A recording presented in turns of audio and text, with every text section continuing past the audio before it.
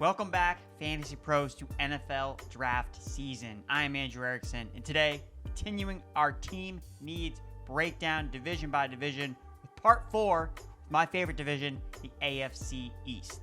Let's break it all down.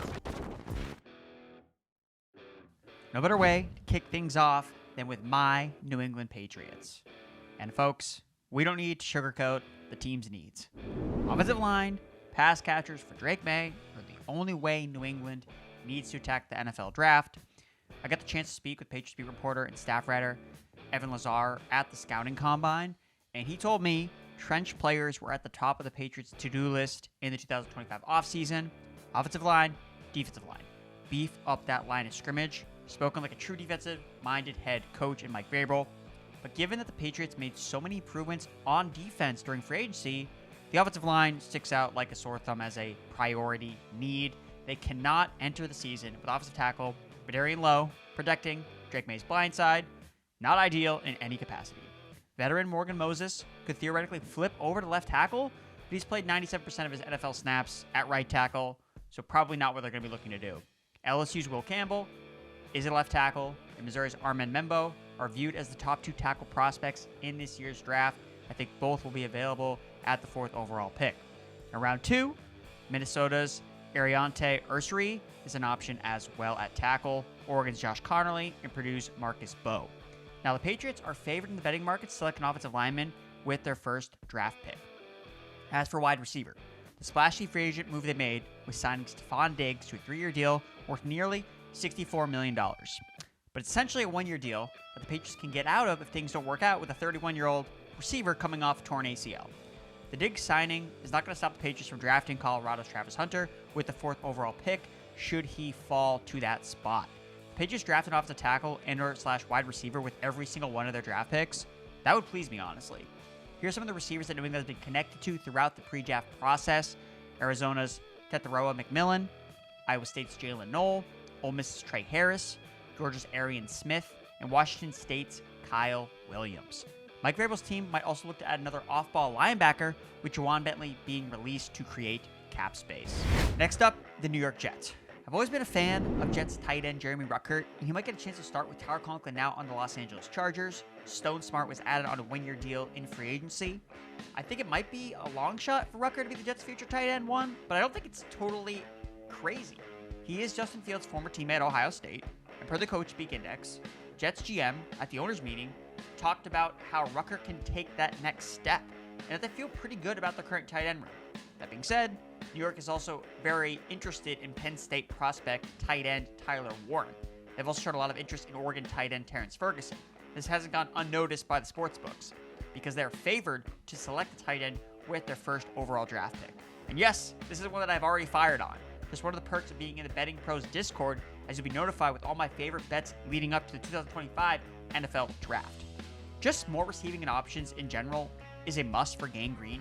Given the barren depth behind Garrett Wilson, it could be a sneaky candidate to add Arizona's T-Mac at wide receiver. The Jets' offensive line also needs a ton of work. After the Band-Aid attempt did not pan out in 2024, both tackles, Tyron Smith, Morgan Moses, are long gone. Second-year player, Oli Fashanu, figures to take on one spot, but the other remains vacant. 2 of the starting interior blockers will also be free agents in 2026. The Jets could easily select Minnesota tackle Ariante Ursary or Oregon's Josh Connerly in round 2. Defensive tackle Quinn Williams is the anchor of the interior defensive line, but there's a lack of depth behind him. More pass rush also seems to be inevitable, given the Hassan Reddick disaster and the Achilles injury to Jermaine Johnson. Although it's a great class to draft edge rushers, Nick Scorton and Shamar Stewart from Texas A&M could be potential options. Without cornerback DJ Reed, who signed with the Lions in free agency, the Jets will also need another cornerback to play alongside Sauce Gardner. Now, they did sign quarterback Brandon Stevens after he played with the Ravens last year. However, he also allowed the second most yards while in coverage in 2024. Also, both starting safeties, Tony Adams and Andre Sisco, will be free agents in 2026.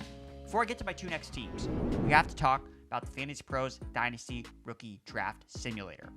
Our draft simulator lets you complete a mock in just minutes with no waiting between picks.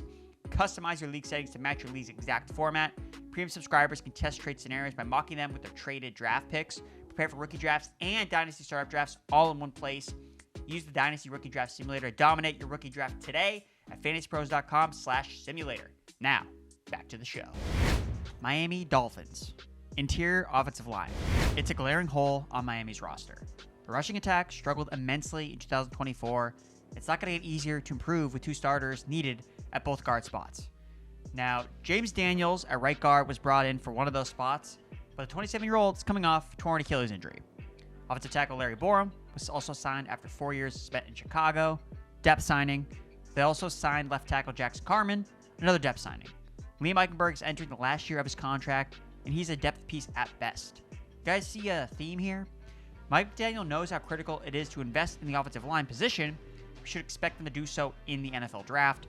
This is very much the expectation, given Miami is favored heavily, -110 to select an offensive line player with their first pick in the upcoming draft. Incoming rookies that they will look at hard include Armin Membu from Missouri, Greg Zabel from North Dakota State, Kelvin Banks from Texas, Tyler Booker from Alabama, and Marcus Bowe from Purdue. However, given it's more of an interior offensive line issue than offensive tackle, I think Miami will end up going best player available.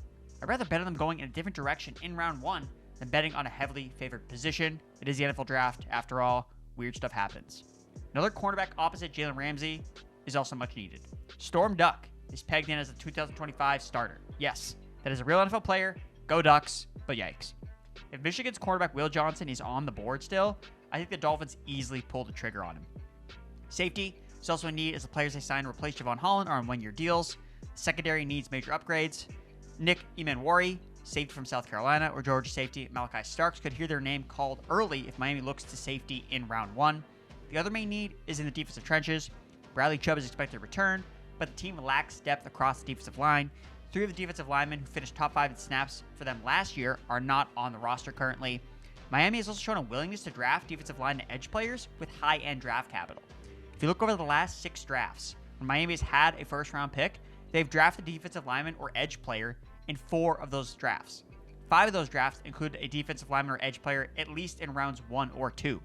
I know my colleague, Derek Brown, D-Bro, the King of Bros, likes Miami to draft a defensive line/edge player with their first pick at more than 3-1 odds. I got it at more than 6-1 odds. This is a squad ride, folks. Miami ranks bottom 5 in positional spending towards the defensive line, and it shows. Wrapping up the AFC East with the Buffalo Bills. Last year, the Amari Cooper experiment did not pan out, but that hardly means that Buffalo will stop looking for additional wide receiver playmakers. They did lose Mac Hollins, but they did sign Josh Palmer to replace Cooper and Hollins. Although, the wide receiver room doesn't really look that much different outside of that one transaction. I still think that they need a burner on the outside. Texas wide receiver Isaiah Bond or Arian Smith from Georgia kind of fits the bill in this year's draft class. But in typical Brandon Beane fashion, the Bills GM doesn't believe wide receiver is a huge role on the roster, so likely it won't be high-end draft capital spent on a wide receiver. The offensive line is intact for 2025. Buffalo might want to add some interior depth with 2 guys hitting free agency in 2026. The main needs, defensive line and pass rush. This is what's more in demand. Buffalo could really use another game wrecker off the edge to help them win in the later months of the year. They released Von Miller, but they did extend Greg Rousseau. Joey Bosa also signed a 1-year deal with the Bills after his release from the Chargers. However, Buffalo also signed 2 more defensive players to free agency, but they're both facing 6-game suspensions due to PEDs. The team also knows they are 1 Bosa injury away from opening the year very thin with pass rushers. They are favored by the sportsbooks to take a defensive line/edge player with their first pick, with cornerback second at over 2-1 odds. Joshua Farmer, defensive tackle from Florida State, Walter Nolan, defensive tackle from Ole Miss, Kenneth Gray, defensive tackle from Michigan, Landon Jackson, defensive end from Arkansas are just a few names of players that can look to bolster the defensive line in this year's draft. However, I think it's going to be more about guys that can cover. Number 1, you can always use more guys that can cover. Buffalo's no different. And looking back at last year, this was a big weakness for this team.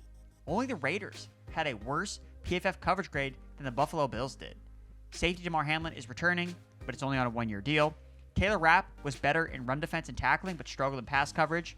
In fact, both Rapp and Hamlin were bottom 10 PFF graded safeties in coverage last year. Rasul Douglas, at the time of this recording, cornerback, is still a free agent. I wouldn't be surprised if Buffalo brings him back after the draft, just so he doesn't count towards the compensatory draft picks process. The secondary need is lessened slightly after the team re-signed Christian Benford to an extension. It does give them a little bit more flexibility in round 1 to not force a cornerback selection, but they probably prefer not to have to consistently rely on Dane Jackson, who was PFF's second worst graded cornerback in 2024. Buffalo ranks 31st in positional spending in their secondary. So I think they're going to take a long look at cornerbacks like Ole Miss's Trey Amos, Texas's Jahdae Barron, or Kentucky's Maxwell Hairston.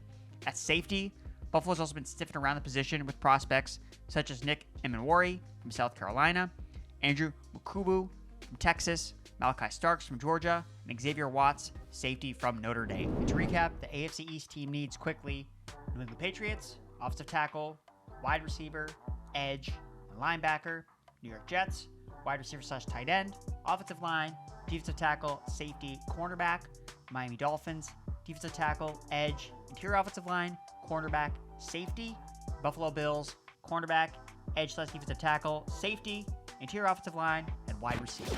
That's going to tie a bow on the team needs for the AFC East division, featuring the Patriots, Buffalo Bills, Miami Dolphins, and New York Jets. If you enjoyed this video, be sure to give it a like, subscribe, share with all your friends, and let me know in the comments. Do you agree or disagree with the team needs? What does your favorite team need to do in this upcoming draft?